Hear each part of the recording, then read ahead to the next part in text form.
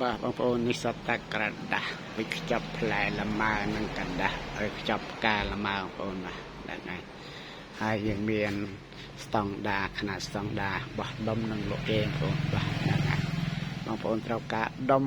រាប់ពាន់ស្បៃរាប់ម៉ឺនស្បៃរាប់ម៉ឺនថងរាប់ពាន់ថងអូខេបាទហ្នឹងហើយ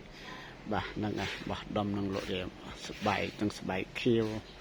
ស្បៃខៀវនិងថងច្រកផ្លែបាទហ្នឹងឯងបងប្អូនត្រូវការប្រមាណបាន4 10 20 30ក៏ផ្ញើដែរបងប្អូន4 10 20 30ក៏ផ្ញើ50 100 200ក៏ផ្ញើ1000 2000ក៏ផ្ញើទូទាំង20ខែក្រោមបងប្អូនបោះដុំនឹងរេបងប្អូនបាទដុំនឹងរេបងប្អូនត្រូវការប្រមាណបានប៉ុណ្ណឹងបងប្អូនបាទហ្នឹងឯង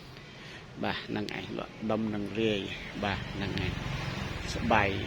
បាទមានទាំងស្បៃមានទាំងថងច្រកផ្កាច្រកផ្លែ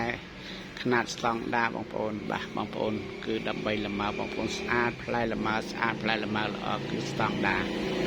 ថងឬខ្ចប់ផ្លែលម៉ើបាទស្តង់ដាថងឬខ្ចប់ផ្លែលម៉ើបាទបងប្អូន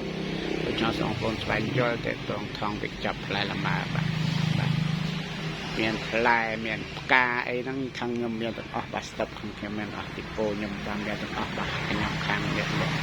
សំលៀកលម៉ើបាទហ្នឹងហើយកេសរក៏មានដែរបងកេសរក៏មាននៅក្នុងស្តុបដែរកេសរមានក្នុងស្តុបបាទហ្នឹងហើយបងប្អូនបាទដូច្នេះបងប្អូនស្វែងយល់តេតងលម៉ើហ្នឹងណាបាទហ្នឹងហើយសូមអរគុណ